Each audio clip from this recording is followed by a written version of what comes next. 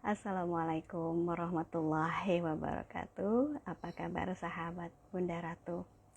Kali ini Bunda Ratu akan sharing time dengan Dr. Ipak sebagai dokter konsultan herbal, begitu ya. Di mana Dr. Ipak akan menemani Bunda Ratu terkait dengan sharing bangkit dari autoimun, kisah Bunda Ratu dan wawasan herbal Dr. Ipak. Baik, terima kasih yang sudah hadir. Bersama-sama kita akan mendengarkan sharing time ini, begitu ya. Dan ya, Nur Dwi ini ya nanti ya kita akan menunggu Dokter Ipak terlebih dahulu untuk bisa live begitu ya dengan kita bersama-sama begitu. Baik, sambil menunggu Dokter Ipak, izinkan Bunda Ratu untuk sharing terkait dengan penyakit radang sendi yang disebut dengan rheumatic arthritis begitu ya, yang diidap oleh Bunda Ratu, dan itu adalah penyakit autoimun begitu ya. Iya.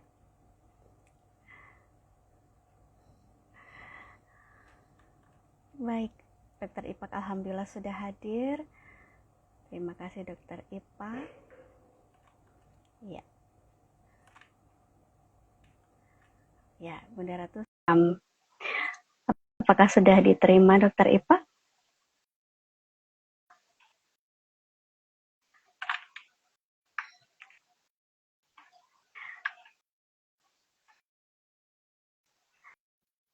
Assalamualaikum. Waalaikumsalam sebentar. Salah ini. Gimana kabarnya? Sudah sampai rumah? Sudah, alhamdulillah sudah istirahat sebentar karena Sudah istirahat. iya, teman-teman yang mengikuti live bersama kami. Jadi tadi pagi Bunda Ratu sudah bertemu dengan Dokter Ipak dan untuk konsultasi bersama dengan adiknya Bunda Ratu dan istrinya serta keluarganya begitu. Dan kami tadi dibekam di tempatnya klinik Dokter Ipak ya, rumah herbal. Seru nih begitu ya, rumah sehat seru ya. Dan Masya Allah langsung enak, ringan begitu ya tubuhnya, alhamdulillah. Masya Allah, alhamdulillah. Dokter, baik, terkait dengan yang autoimun ini yang kebetulan kalau Bunda Ratu ini adalah dari radang sendi ya, karena memang autoimun ini adalah disebut dengan penyakit seribu penyakit atau bagaimana Dokter? 1000 macam penyakit, 1000 wajah ya. Iya, 1000 wajah. Karena dari beberapa penyakit begitu yang kemudian disebut dengan autoimun begitu ya. Betul. Baik Dokter Ipak, untuk yang mendengarkan sharing time kita kali ini, untuk menyaksikan kali ini, mungkin Dokter Ipak boleh mengenalkan terkait dengan apa yang Dokter Ipak ini kan dokter konsultan herbal begitu ya. Iya, yang selama ini dilakukan oleh boleh diperkenalkan kepada kami secara singkat Dokter Ipak. Teman-teman semua, saya dengan Dokter Ipak. Saya domisili di Depok, Sawangan Permai. Selama ini sudah cukup lama sih ya, Bu Ratu. Iya. Saya berkecimpung di herbal murni herbal itu setelah selesai magister herbal. Jadi setelah itu baru tuh sudah langsung PD-nya udah lebih tinggi lah setelah selesai magister kan. Tadi kalau sebelumnya tuh saya sudah herbal juga tapi masih mendua. Jadi pakai kimia juga, pakai herbal juga ke pasien. Tapi setelah selesai kuliah sudah lebih percaya diri lagi untuk bisa memberikan herbal murni ke pasien. Dan alhamdulillah setelah cukup lama, berapa puluh tahun, udah cukup lama lah saya di herbal, dan semakin banyak saya melihat keajaiban herbal untuk kesehatan untuk pasien-pasien. Jadi memang saya murni dengan herbal sekarang ini. Aktivitas sehari-hari selain konsultan herbal di Rumah Sehat Herbal Insani, juga di Sawangan Permai di Rumah Sehat Seruni, dan satu lagi saya juga sebagai dosen di Sekolah Tinggi Ilmu Kesehatan Pelita Ilmu, mengampu ilmu kebidan S1 kebidanan untuk ilmu anatomi fisiologi. Masya Allah, Jadi, Masya Allah. Kalau kita tidak memberi ya, kita kayaknya kurang ilmu nanti. Masya Allah, Harus Masya Allah.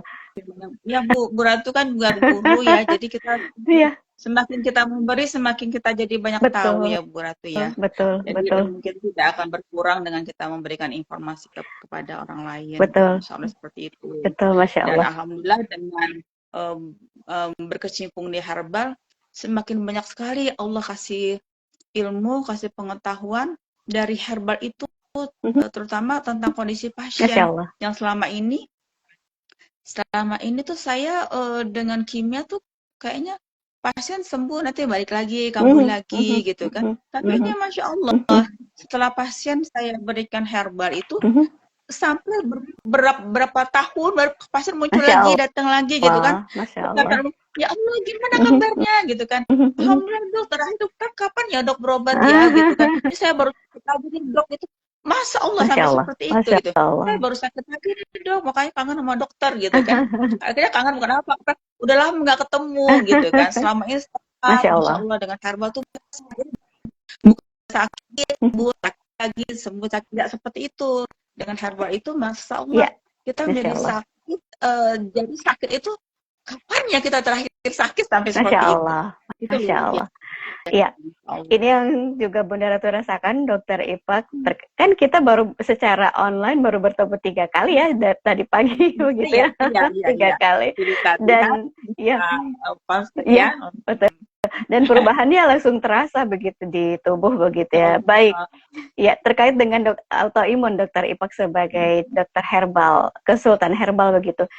Secara medis apa itu penyakit autoimun dan bagaimana mekanismenya di dalam tubuh nih? Apa yang terjadi seperti yang Bunda Ratu didiagnosa adalah radang sendi dan itu adalah autoimun. Boleh dijelaskan, Dokter Ipak? Jadi kalau kita bilang autoimun, secara umum tuh masyarakat taunya pokoknya itu penyakit yang imun kita itu tidak mengenal teman atau lawan gitu kan. Betul. Jadi harusnya teman kita lawan nih, kita musuhi, akhirnya terjadilah gangguan dalam tubuh. Itu sebenarnya seperti itu. Betul. Jadi sebenarnya Allah Subhanahu wa taala tuh sudah memberikan kita semua manusia itu Masya Allah sangat sempurna ciptaannya Allah, sehingga kalaupun kita sakit tuh tubuh sudah ada kemampuan untuk melawan penyakit itu, sudah dibekali dengan darah putih ya, yang fungsinya untuk sebagai melawan penyakit, melawan kuman, melawan infeksi virus apapun yang masuk ke tubuh itu sudah ada tuh Allah fasilitasi dengan kemampuan tubuh melawan gitu. Nah kadang kan kita tuh manusia seringkali abai terhadap diri sendiri. Betul. Jadi penyakit itu umumnya datang dari kebiasaan kita sendiri. Karena imun itu bisa gangguan-gangguan penyakit itu bisa dapat dari lingkungan kita, dari pola makan kita, dari genetik gitu kan, dari aktivitas kita sehari-hari seperti apa. Jadi ada kasus orang yang setelah lama bekerja di satu perusahaan yang ternyata perusahaan itu banyak sekali radikal bebasnya. Jadi perusahaan waktu itu saya ada pernah pasien perusahaan batu baterai. Batu kita tahu sendiri kan bahan-bahan kimianya, subhanallah gitu kan. Jadi setelah beliau pensiun baru muncul penyakit. Pasien-pasien yang dalam lingkungan rumahnya itu lingkungan yang kurang bersahabat lah dengan kesehatan. Jadi juga dengan genetik gitu ya, dari orang tua yang memang mengalami gangguan imun, terus ada kelemahan dari organ tubuhnya sendiri seperti diabetes gitu ya, gangguan hipertensi, gangguan itu sebenarnya membuat tubuh kita menjadi lemah. Terus ditambah lagi pola makan kita tidak bagus, terus tambah lagi dengan kita terbiasa dengan obat-obatan kimia. Obat-obat umumnya kan yang menyebabkan terganggunya keseimbangan dalam tubuh, homeostatis ya, keseimbangan dalam tubuh itu terganggu dengan kita yang membuat itu tidak terganggu. Jadi keseimbangan tubuh itu bisa berubah atau terjadi karena kita yang membuat itu tidak stabil gitu. Ya, kita mengkonsumsi makanan-makanan yang ya banyak ya sekarang ya, pakai pengawet Ya. gitu kan, pakai penyedap rasa, dan itu bukan alami. Nah, hal yang tidak alami itu yang menyebabkan terjadinya ketidakseimbangan dalam tubuh kita. Terus kemudian stressing itu sendiri kita tahu itu akan menurunkan imun. Semakin kita stres, semakin turun imun kita. Nah, semakin tidak terbentuklah keseimbangan dalam tubuh. Ya. Nah, itu jadi memang banyak hal sih, Bu Ratu, yang bisa Betul. menyebabkan autoimun Ya. ini. Jadi kalau misalnya saya punya pasien autoimun, telusuri dulu nih apa nih penyebabnya, pola mereka seperti apa, makanya bagaimana, lingkungannya seperti apa, karena faktor itu luas gitu. Betul, setuju Dokter Ipa, karena 1000 wajah ini yang disebut ya, dan Ya, kemudian kebiasaan orang. Tapi yang bisa disimpulkan dari autoimun adalah kebiasaan makan ya, kebiasaan hidup, dan kemudian pola makan, pola hidup begitu, yang kemudian akhirnya pola pikir. Pola pikir. Itu yang Betul. menyebabkan terjadinya ketidakseimbangan dalam tubuh. Betul. Dan ditambah lagi sudah sakit, makannya obat-obatan kimia pula. Terus kemudian salah satu ya pencetus nih. Ini saya berani berbicara, ini berdasarkan fakta jurnal penelitian. Itu vaksin yang kemarin itu ya. Itu memang ada jurnal penelitiannya, salah satunya ya menyebabkan ketidakseimbangan dalam tubuh seperti inilah. Gitu. Baik. Jadi ada ketidakseimbangan, kemudian akhirnya terjadilah penyakit-penyakit yang kemudian dia akan masuk ke tubuh kita yang lemah begitu ya, dan Bunda Ratu lemahnya di sendi, maka itu akan masuk ke sendi begitu ya. Iya. Dan bagaimana sehingga apa yang harus dilakukan oleh penderita autoimun ini terkait dengan gaya hidup dan pola makan yang harus diubah, bagaimana itu Dokter Ipak? Emang harus serius deh kalau Bunda Ratu sudah mulai nih pelan-pelan untuk mengubah tidak terigu lagi, tidak gula lagi. Itu jadi kan tubuh kita tuh sebenarnya sudah seimbang ya, Allah ciptakan. Nah, sekarang tuh kalau misalnya, ini prinsipnya gini Bu Ratu, kalau kita mau membuat yang tidak seimbang itu menjadi normal kembali, kalau kita gunakan unsur-unsur kimia, sudah tentu ya banyak sekali seperti obat-obatan. Kita tahu sendirilah, kita buka misalnya ya, obat apa misalnya, piroxicam gitu misalnya, ya. Piroxicam, coba kita lihat side effect-nya apa. Semua ada side effect-nya. Jangankan piroxicam, paracetamol gitu misalnya, ringan ya, yang sering banget dikonsumsi masyarakat. Paracetamol, side effect-nya apa? Semua obat-obat itu memiliki side effect. Ada semuanya efek sampingnya ke badan kita tuh apa ada. Sementara kita nih, tubuh kita sudah tidak seimbang nih gitu ya. Kondisi tubuh kita sedang tidak seimbang, kita tambah lagi dengan gangguan-gangguan unsur-unsur obat-obatan yang menyebabkan ketidakseimbangan itu bertambah lagi. Sehingga alhasil kita maunya tuh sebenarnya maunya normal lagi gitu kan. Tapi kita menggunakan metode yang bukannya menyeimbangkan, tapi menambah kekacauan dalam tubuh. Nah, itu yang prinsip dasarnya seperti itu ya Bunda. Jadi kalau kita membuat ketidakseimbangan itu menjadi bertambah kacau, itu tidak akan kita dapat keseimbangan itu.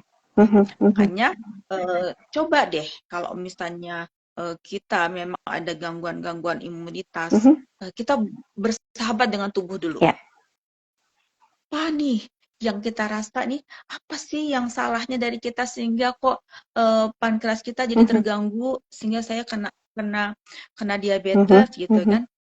Apa ya? Oh, berarti saya harus perbaiki dulu nih pankreas saya. Bagaimana supaya pankreas saya tidak bekerja berat? Asupan gula kita kurangi, sehingga kalau asupan gula kita kurangi, beban pankreas tidak bertambah berat, kita perbaiki dengan herbal yang untuk memperbaiki fungsi pankreasnya, keseimbangan itu akan didapat. Terus misalnya kita terkena rematik gitu ya, tulang kita ngilu gitu ya, nyeri, sakit.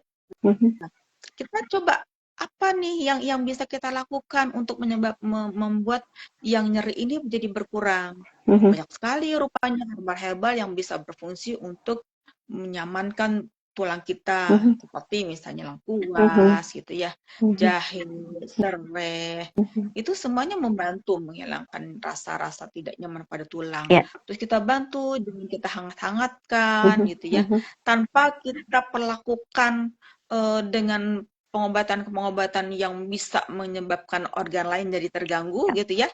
Pokoknya kita perlakukan gini, saya mau mengobati rematik saya, tapi saya tidak mau nih lambung saya jadi sakit juga gitu. Ya. Saya mau mengobati si tulang saya ini, tapi saya nggak mau jadi lever saya juga terganggu. Ya. Karena seperti itu kita bisa zolim gitu kan, zolim sama lever kita, zolim sama pankreas, sama lambung kita. Akhirnya karena kita kebanyakan zolim sama si lambung, sama si pankreas, sama jantung gitu ya, kesembuhan itu susah didapat. Tapi kalau kita perlakukan dengan pelan-pelan gitu kan, ikhlas, redho dengan sakit yang Allah kasih, terus kemudian kita perbaiki pelan-pelan gitu kan, pankreasnya kita perbaiki, tulang kita perbaiki, insya Allah kesembuhan itu didapat, dan kesembuhannya sebaik-baiknya kesembuhan. Masya Allah, Masya Allah, Masya Allah. Jadi tidak yang sembuh tapi muncul penyakit lain. Ya, ya. Baik, tentang keseimbangan ini memang bukan hal yang mudah, tapi bisa dilakukan dengan herbal begitu ya, Dokter Ipak, dan tidak mengganggu organ-organ lain, sehingga yang akan dicapai terkait dengan kesembuhan apakah bisa didapatkan oleh autoimun ini, karena disebutkan kalau autoimun itu adalah penyakit yang tidak bisa disembuhkan begitu ya. Sementara kalau dari Allah itu kan semua penyakit ada obatnya begitu. Nah, itu yang aku juga tertarik pada saat saya bertemu dengan Dokter Ipak pertama kali. Begitu kalimat itu disampaikan, itu menjadi obat bagi kami yang kemudian pertama kali didiagnosa bahwa penyakit tidak ada obatnya. Tapi ini sebenarnya Allah mengatakan semua penyakit ada obatnya, sehingga semangat untuk bisa menggapai itu menjadi tambah. Iya, betul. Gitu. Jadi memang keyakinannya ya, Bu Ratu ya, keyakinannya harus dikuatkan bahwa memang tidak ada penyakit yang nggak bisa sembuhkan. Atas Allah sembuh insya Allah. Betul. Dan yang harus kita yakini, dan ini memang harus kita yakini bahwa bukan sakit yang menyebabkan kita meninggal. Iya. Tapi waktunya sudah sampai. Iya, betul. Itu menjadi pemicu buat kita bahwa nggak usah takut sama sakit, biasa-biasa aja lah gitu ya.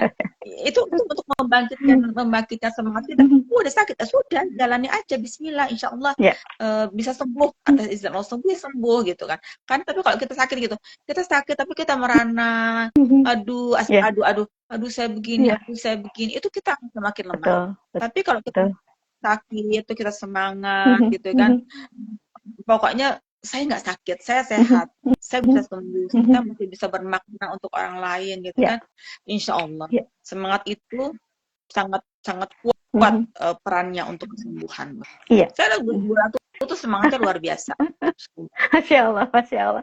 Itu suntikan semangatnya Masya Allah dari keluarga, dan Dokter Ipak itu pertama kali bertemu dengan Dokter Ipak itu langsung wah, ini memang sudah Allah jodohkan untuk bertemu, dan kemudian sampai sekarang Bunda Ratu ingin sekali bisa berbincang dan kemudian bisa didengar oleh yang lainnya. Di saat kita hanya berdua aja, Bunda Ratu ingin sekali menyampaikan kepada teman-teman yang bergabung ataupun nanti akan menyimak pembicaraan atau sharing kita kali ini, Dokter Ipak. Masya Allah.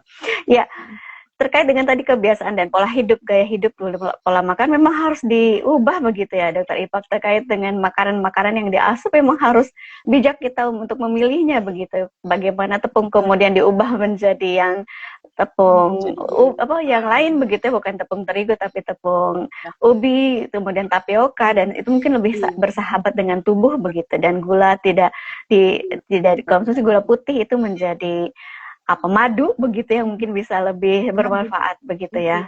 Itu memang walaupun bukan autoimun sepertinya sudah mulai bisa dilakukan. Kan untuk semua orang ya, Bu Ratu, seperti itu ya. Jadi bukan hanya orang yang sakit, kita pun yang sehat tuh harus sudah bisa lah memilah makanan yang memang ini makanan yang layak untuk dikonsumsi atau tidak. Jadi kalau kita makan tuh yang kita pikirkan, ini kalau saya makan ini nih, saya zolim nggak ya? ke lambung saya gitu ya. Saya kalau makan ini nanti kolesterol saya tambah tinggi, saya bisa begini, sebetulnya enggak gitu kan. Artinya prinsip makan itu makan lagi lapar, berhenti sebelum kenyang, dan jangan berlebih-lebihan terhadap sesuatu. Tidak boleh tidak suka terhadap sesuatu, tidak boleh terlampau suka terhadap sesuatu. Jadi semua rasa kita harus suka berarti. Jadi ada asam, ada manis, ada pahit, ada pedas, itu harus semua suka. Kadang ada orang yang suka pedas, itu biasanya sensitivitasnya lebih tinggi terhadap gangguan pencernaan. Karena biasa kita orang yang nggak suka pedas itu gampang sekali sakit perut. Karena misalnya cabai itu vitamin C-nya tinggi, sementara vitamin C itu adalah anti peradangan gitu kan. Jadi semakin banyak kita konsumsi unsur-unsur yang vitamin C-nya tinggi, kita akan lebih kuat untuk melawan peradangan. Gitu. Jadi sedikit, nggak perlu takut terhadap pedas. Yang penting tidak berlebihan. Gitu. Kemudian makanan-makanan yang sekarang nih ya, makanan-makanan yang junk food kan, siap saji. Nah, itu kan umumnya sih makanan-makanan yang mengalami proses pengawetan, sehingga dimasak cepat selesai gitu. Nah, itulah yang harus diperhatikan untuk terutama anak-anak ya zaman sekarang. Iya, baik. Alhamdulillah. Waalaikumsalam, Keila. Jadi Keila ini dulu adalah muridnya Bunda Ratu di SMP Taman Qur'ania. Apa kabar Keila? Dan mungkin sekarang Keila sudah SMA ya, atau sudah selesai malah ya? Ya, ini boleh pesannya untuk Gen Z adalah makanan-makanan yang sehat begitu. Bagaimana mie yang cepat dimasak begitu itu mungkin dikurangi begitu ya, Dokter Ipak ya. Untuk Gen Z nih, termasuk kan anak saya kan juga generasi Gen Z ya. Tapi saya tidak menyalahi mereka suka dengan kebiasaan makanan-makanan Korea. Jadi anak saya itu sekali Korea. Zaman sekarang kan Korea gitu ya. Betul. Tapi ada yang positifnya, anak saya itu suka sekali kalau nonton Korea itu nonton masakan yang sehat gitu. Iya. Jadi ada juga masakan dari ya. Betul. Jadi masakannya tuh praktis sekali, masakannya pengolahannya nggak panjang, sebentar masaknya, bumbunya tuh ringan tapi bumbu-bumbu sehat seperti putih, terus kemudian ada zaitunnya, ada minyak wizennya, ada teriyaknya, ternyata enak gitu dan mudah untuk kita konsumsi. Jadi ambil sisi positif dari apa sesuatu yang bisa kita ambil positif. Jadi hilangkan yang negatifnya, ambil yang positifnya. Jadi kalau masakan di media sosial sekarang banyak ya masakan yang mudah dan sehat. Jadi kita pilihlah insya Allah. Baik. Pesannya untuk Gen Z adalah memilah masakan yang sehat begitu. Bagaimana makanan Korea juga, masakan sehat, makanan sehat yang bisa bermanfaat untuk tubuh. Tadi kalimat pagi ya pada saat kita bertemu Dokter Ipak adalah yang Bunda Ratu ingat adalah bagaimana masakan menjadi obat bagi kita, bukan obat menjadi. Jadilah makananmu sebagai obat, bukan menjadikan obat sebagai makanan kita. Iya, itu kalimat itu sangat menempel nih Bunda Ratu ya.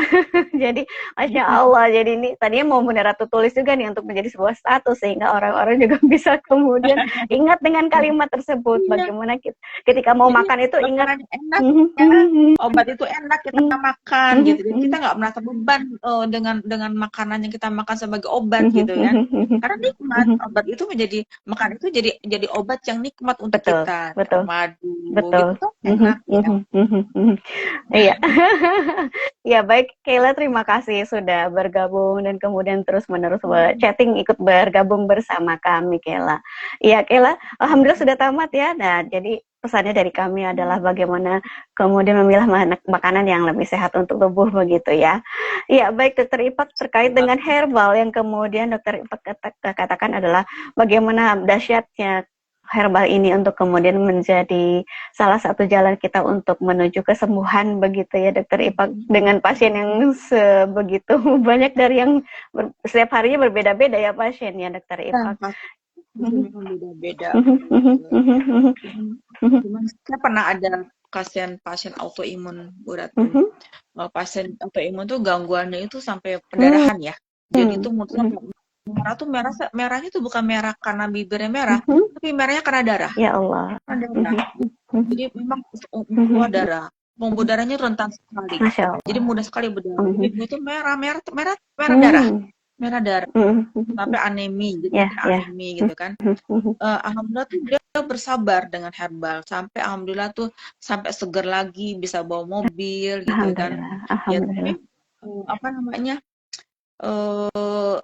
ya kadang memang kesabaran kita diuji gitu kan. Jadi ada yang apa ya, yang biasalah kalau di masyarakat kan banyak sekali yang memberikan masukan, bukannya karena benci tapi karena sayang. Saya yakin orang yang memberikan masukan itu karena sayang kepada beliau gitu kan.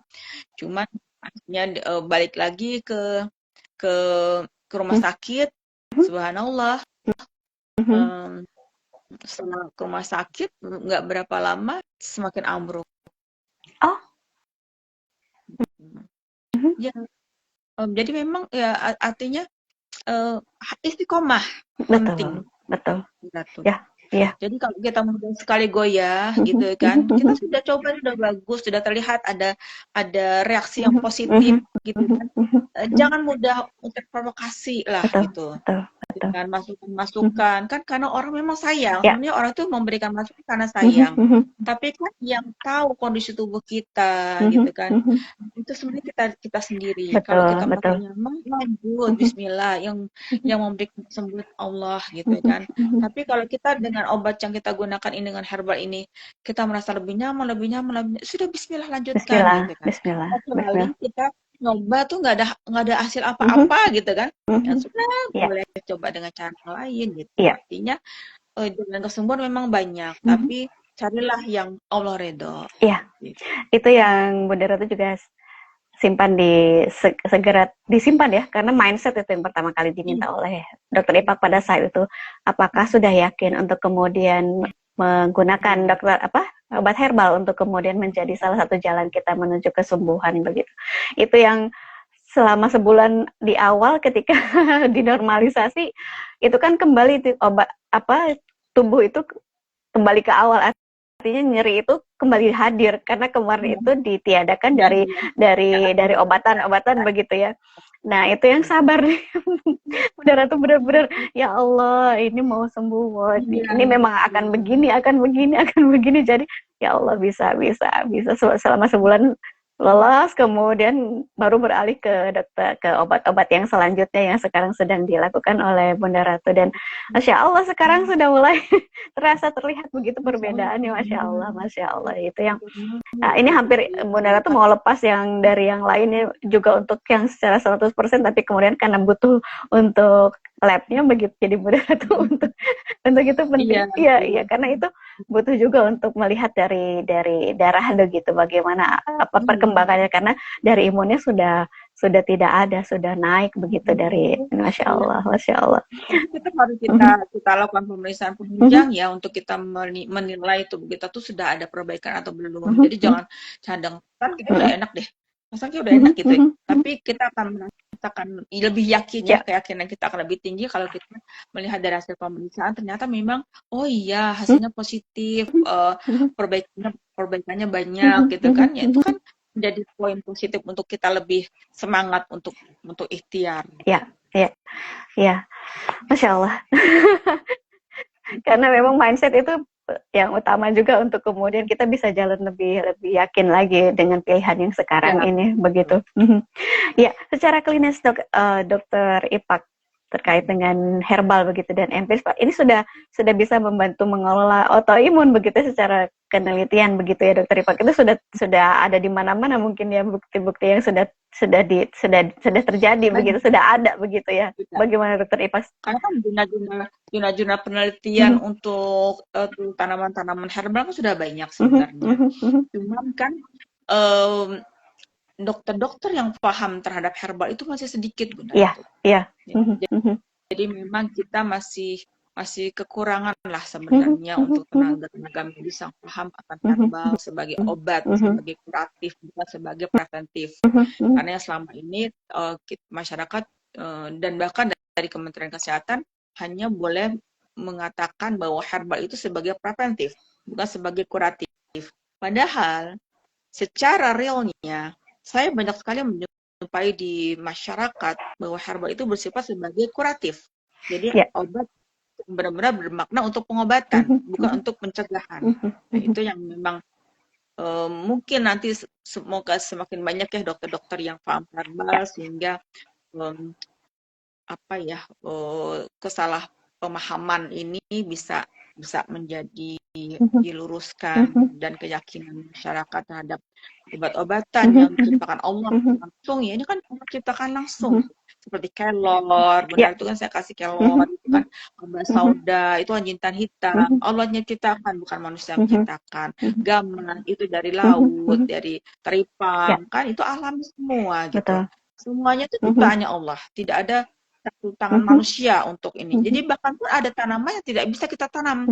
Kalau kita tanam malah nggak tumbuh gitu. Seperti misalnya meniran itu imunostimulan, meningkatkan imun. Tapi tidak ditanam, dia dibebas. Kalau kita tanam biasanya nggak tumbuh juga. Jadi tidak bisa dibudidayakan. Masya Allah, artinya Allah tuh mau ini hak aku loh. Yang menciptakan gitu kan. Jangan sampai manusia menjadikan ini hak aku nih yang menanam gitu kan. Dan jadi artinya semua orang pun kalau mau ini boleh dapat siapkan di alam. Masya Allah. Ini kita dapat di mana-mana. Iya. Ya, meniran agak sulit memang untuk didapatkan ya, Dokter Ipak ya. Ya. Dicari semak-semak gitu, baru kita dapat. Iya, betul. Itu benar tuh baca juga di salah satu tulisan gitu di yang Bunda Ratu baca gitu, Masya Allah. Tapi kemudian itu ternyata ada manfaat yang sangat besar untuk kemudian meningkatkan imun begitu ya, Dokter Ipak. Itu untuk meningkatkan Stimuno kan itu meniran kan, yang kita udah kenal lah, yang masyarakat awam udah banyak kenal ya, udah lama kan cukup dikenal. Betul. Kan itu isinya kan meniran. Masya Allah. Ya, apa yang harus diperhatikan nih bagi kami yang masyarakat umum untuk memilih dan mengkonsumsi herbal agar tetap aman? Ini perlu berkonsultasi juga begitu ya, Dokter Ipak ya? Jadi herbal itu tidak semata-mata langsung aman. Jadi kita menggunakan herbal itu tergantung mau buat apa gitu kan. Jadi banyak kali yang saya lihat tuh masyarakat masih salah dalam penggunaan herbal. Dia mengkonsumsi daun sirsak gitu misalnya. Dok, saya minum daun sirsak boleh kan ya? Boleh aja, tapi untuk apa? Saya bilang gitu kan. Oh, itu kan bagus untuk kanker, Dok, supaya saya tidak kena kanker. Nah, nggak seperti itu gitu ya. Jadi kalau nggak supaya nggak kena kanker, dia juga tidak bukannya minum daun sirsak kita jadi nggak kena kanker, enggak gitu ya. Mencegah itu dengan menjaga pola makan, pola hidup, gitu, tetap seperti itu gitu kan. Nanti naudzubillah yang sampai sakit ya. Kalau sakit baru herbalnya pakai itu gitu. Jadi bukan kalau menjaga ya jangan madu. Haba saya kalau menjaga itu dengan madu, haba sauda.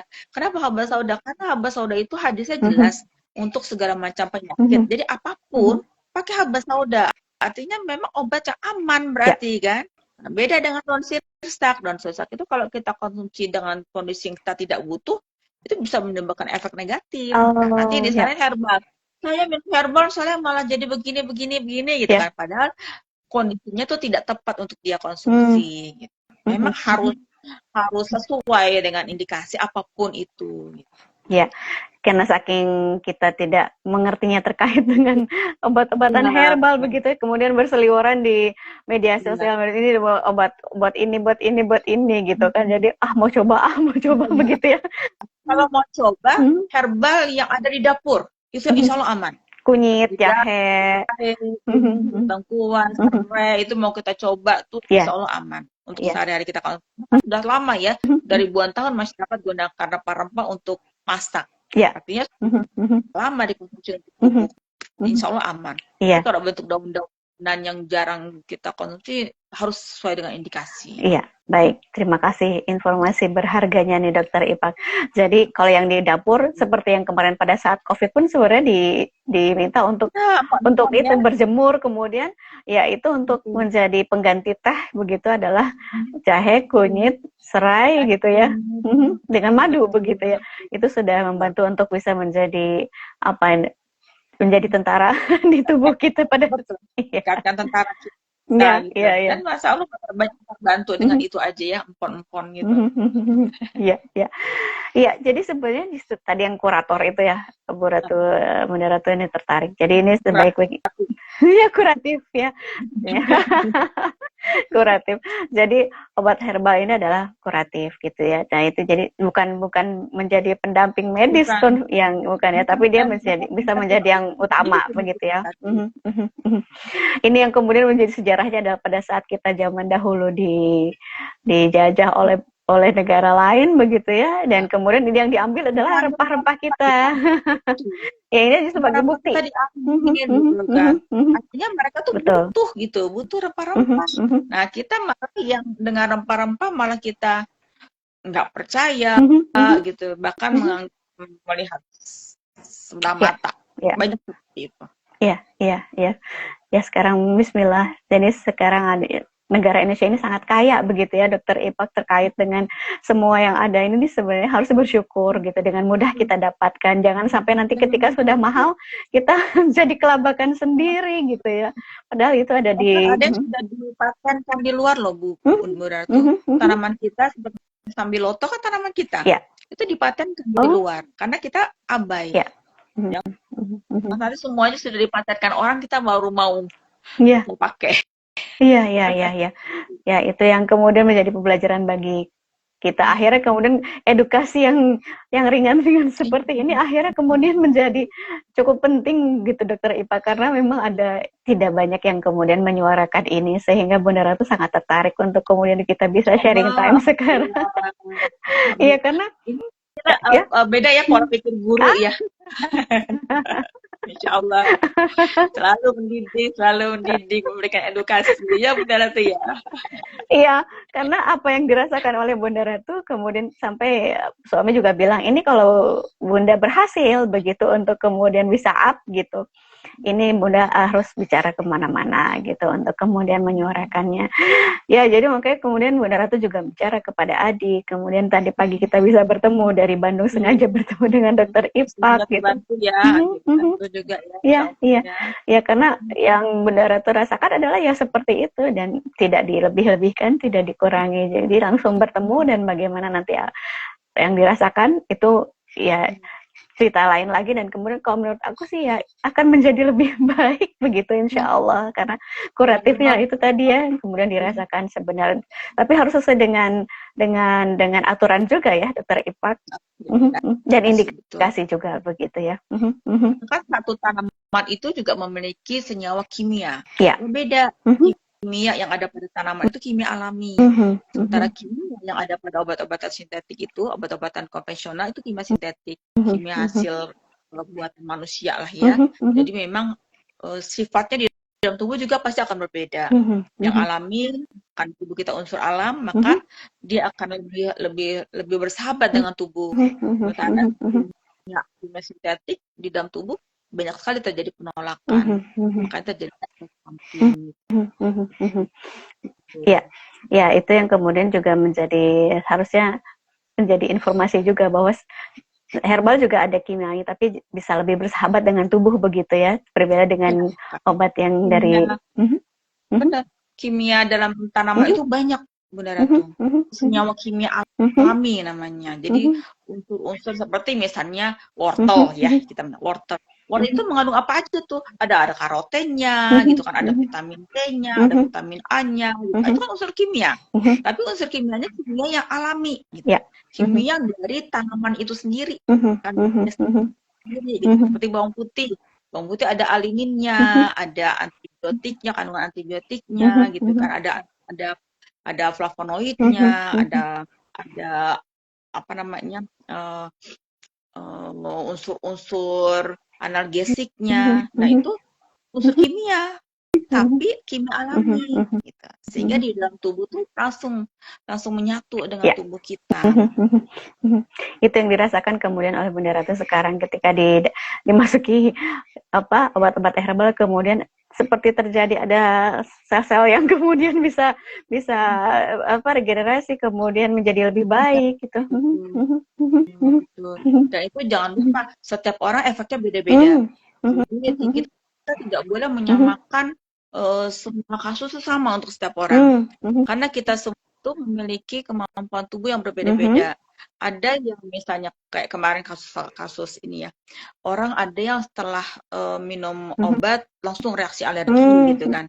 Ada yang minum obat, aku bisa biasa aja gitu kan. Ada yang minum obat terus langsung terkena organ lain yang bermasalah gitu kan. Nah itu artinya kemampuan tubuh kita untuk menetralisir atau mengalami perlakuan terhadap obat-obatan kimia sensitif itu berbeda-beda. Begitupun dengan herbal. Jadi ada orang dengan, kalau saya kebetulan saya terkeluarga sudah lama dengan herbal, jadi herbal itu untuk keluarga saya itu langsung sifatnya instan. Jadi tidak langsung bereaksi bagus lah gitu kan. Nah, untuk orang-orang yang belum pernah terbiasa dengan herbal, biasanya ada adaptasi dulu. Tubuhnya mengalami proses dulu, perbaikan dulu gitu kan. Baru mengarah ke penyakitnya gitu. Jadi kadang lama dengan herbal, ya iya gitu kan. Karena herbal itu kan perbaiki pelan-pelan gitu kan. Ya, itu yang keluhannya pertama yang terkait dengan obat herbal tidak langsung mengobati. Tapi tapi itu kan sebuah perjalanan begitu ya Dokter Ipak ya. Ya. Semua ada proses, kan? Nah, proses itu kita nikmati aja. Yang penting kita nikmati, jangan kita keluhkan, kan?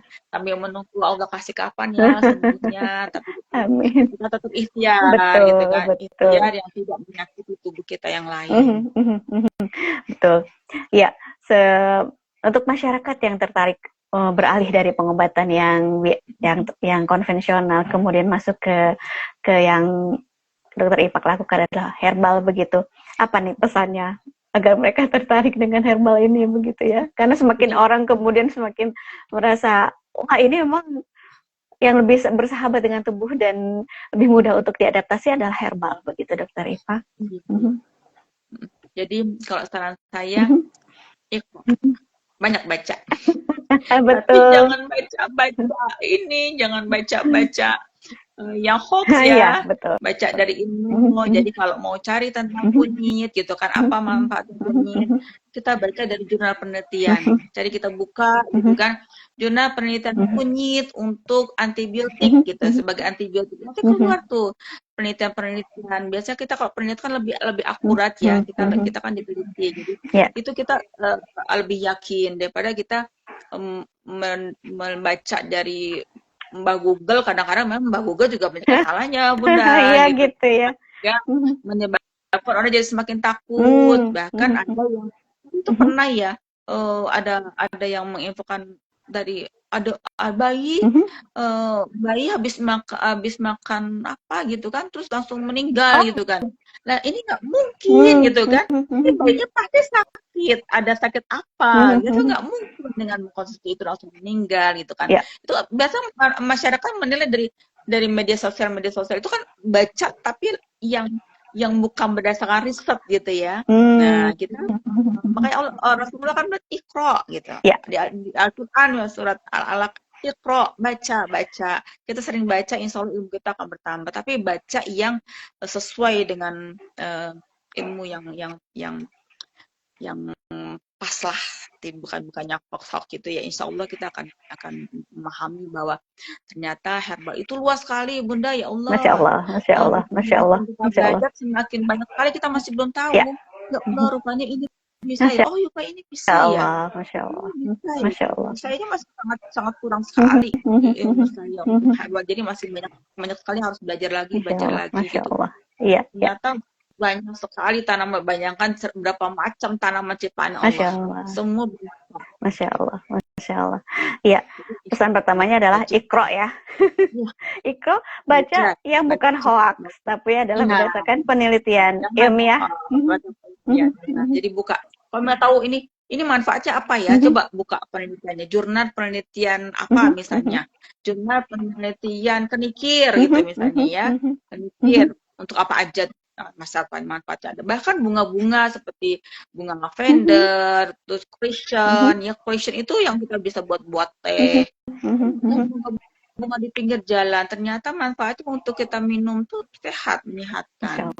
Masya Allah. Wah, beneran terus baca lagi yang banyak ini, karena baru sedikit yang baru dimakan dan diminum saja selama dengan dokter Ipak itu baru kemudian informasinya yang bisa dimanfaatkan oleh tubuh Bunda Ratu sendiri, tapi ternyata masih banyak yang lainnya yang kemudian bisa ditemui di pinggir jalan begitu ya, bahkan sekarang baru kita tahu apa bunga teleng juga akhirnya kemudian bisa menjadi teh, dan kemudian sekarang baru kemudian bisa disadari bunga melati, bunga ros. Jadi dari akar, batang, daun, buah, bunga, biji, semuanya bermanfaat. Alhamdulillah, Masya Allah, Masya Allah. Ya, makanya Bunda Ratu sering sekali menyampaikan bahwa negara Indonesia itu negara kaya, negara kaya. Terima kasih Ibu. Iya ya. Betul, surganya. Negara-negara lain dulu kan dijajah karena alam kita yang subur kan. Betul sekali Dokter Ipak. Ini ada Bu Vivi, Kepala Sekolah TK Taman Qur'aniyah. Terima kasih sudah hadir. Sehat-sehat juga Bu Vivi ya. Alhamdulillah, terima kasih sudah membersamai kami. Ya, pertama adalah membaca tapi yang tidak hoax, kemudian berdasarkan penelitian. Karena dengan seperti itu jadi sudah ada data-datanya, sudah bisa kita percayai begitu berdasarkan penelitian, tidak abal-abal begitu ya Dokter Ipak ya. Sebaiknya seperti itu. Iya, betul. Tapi tidak menutup kemungkinan kalau ada yang berdasarkan empiris, berdasarkan penggunaan yang memang sudah lama digunakan, saya pakai ini terbantu, boleh juga. Iya. Kemudian tadi ada kalimat yang Bunda Ratu juga tertarik bahwa sebenarnya yang menyembuhkan itu sebenarnya bukan orang lain tapi adalah diri sendiri. Bagaimana Dokter Ipak untuk kemudian bisa menyampaikan itu? Jadi ada penyakit-penyakit yang dibilang psikosomatis. Jadi penyakit yang disebabkan karena pikiran. Nah, kalau misalnya pikiran kita kalut, pikiran kita terganggu stres gitu kan, itu mau obat seperti apapun yang kita gunakan itu tidak akan memberikan manfaat. Paling pasien itu akan sadar dengan sendirinya bahwa dia harus sembuh, dia harus sehat, dan dia harus lawan problematika yang menyebabkan dia sakit. Kita dari orang-orang sekitar hanya bisa mampu memberikan motivasi, memberikan dukungan. Tapi yang utama semangat dari pasien untuk sembuh itu yang lebih utama. Bagaimana dia bersembuh? Berarti dia harus menguatkan diri, harus semangat bahwa dia harus sembuh, harus sehat, hilangkan permasalahan-permasalahan yang mengganggu, yang menyebabkan dia sakit. Yang bisa membantu cuma pasien sendiri, gitu kan? Artinya semangat pasien lah sebenarnya. Betul. Psikosomatis itu memang kadang tidak disadari juga oleh yang mengalaminya di dokter, kan baru setelah kemudian disampaikan oleh dokter, oh gitu ya. Sebetulnya kan overthinking gitu ya yang disampaikan.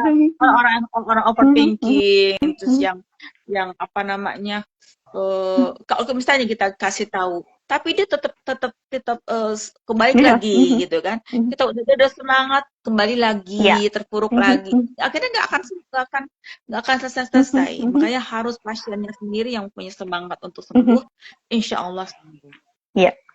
Ya, kesadaran dan kemudian keyakinan dibersamai oleh Allah, karena siapa lagi ya kan yang paling setia itu adalah ya Allah saja. Terkait dengan kemudian support system keluarga begitu, itu juga yang utama begitu, dan sahabat-sahabat yang di samping kanan kirinya begitu ya Dokter Ipak. Masya Allah. Ya. Sebenarnya ini kalau pembicaraannya sebenarnya pengen panjang, karena kalau dengan Dokter Ipak sendiri saja untuk konsultasi bisa sampai 20-30 menit sendiri. Dan ini untuk sharing time aja sebenarnya ini masih gini loh ya. Kalau kita ke pasien itu kita tidak hanya menyelesaikan penyakitnya, tapi kita menyelesaikan apa yang menyebabkan dia sakit. Nah itu kan tidak bisa kita korek hanya sakit apa, oh ini udah obatnya ini, kan tidak bisa seperti itu.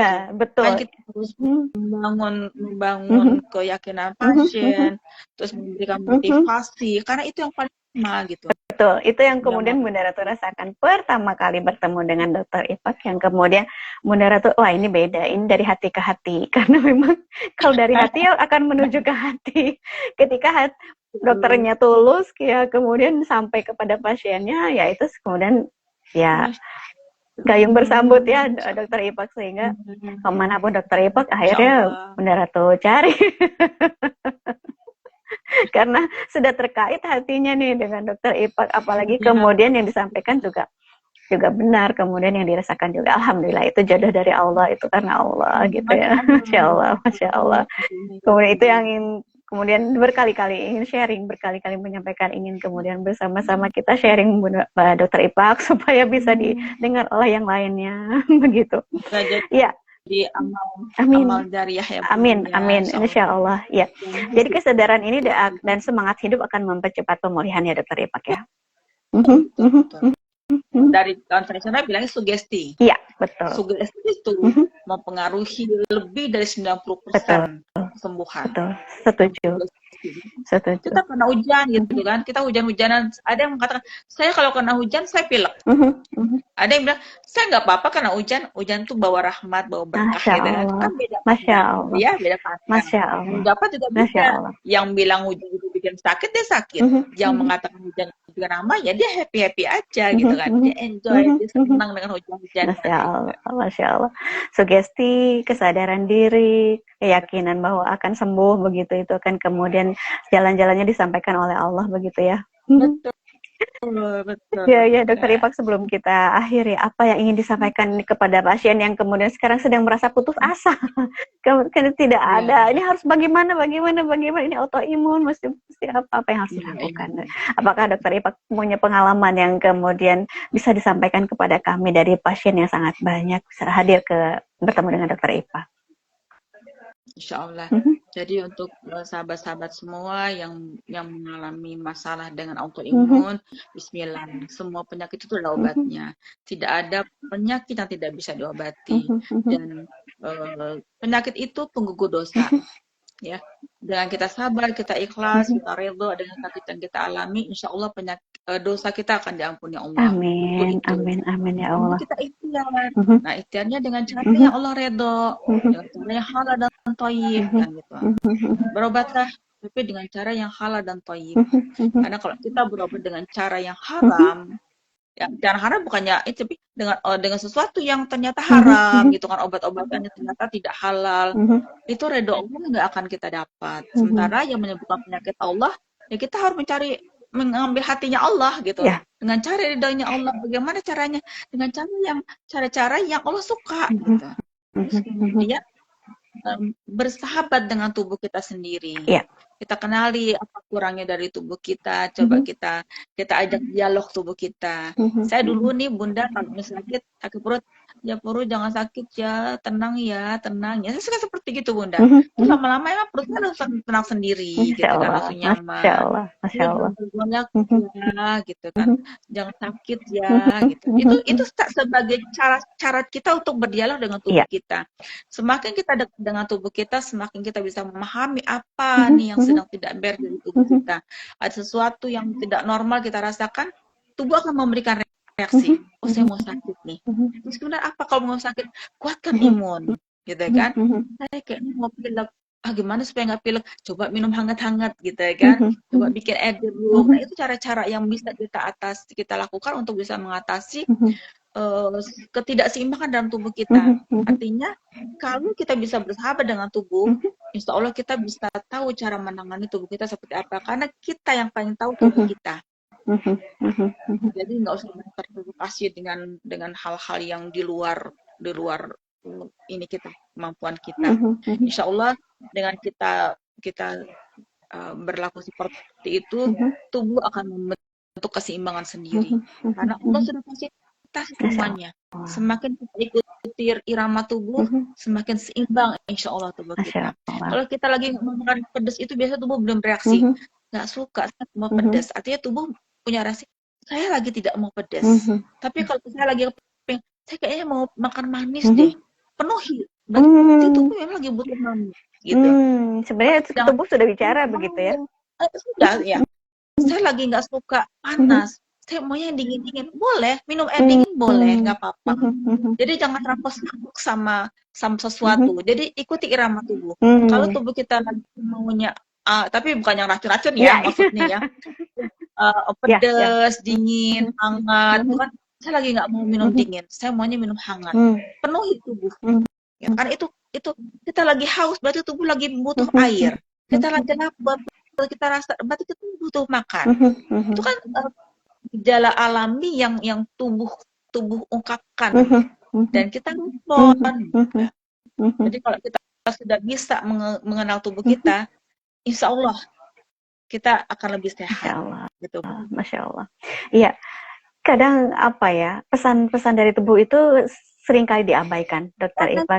Seringkali diabaikan. Dan kemudian kita akhirnya sering mengabaikan, akhirnya pesan-pesan itu tidak terdengar kembali. Itu sudah berkali-kali sinyal-sinyal itu sebenarnya, begitu ya, Dokter Ipak. Iya. Karena kita kebanyakan takut, Bunda. Mau makan ini, tapi saya nggak boleh makan ini, gitu kan. Saya kalau bisa berbahaya, padahal Allah ciptakan semua bermanfaat sepanjang tidak berlebihan. Itu nggak apa-apa. Jadi ada yang saya sakit mah, saya nggak boleh makan buah yang asam-asam. Padahal buah itu bersifat basah. Terus rasanya kayaknya saya kepingin makan jeruk, tapi lambung saya takut sakit gitu kan. Nah, kita sudah seuzon dulu nih sama si jeruk. Oh, si jeruk ini menyebabkan lambung saya jadi sakit gitu. Iya.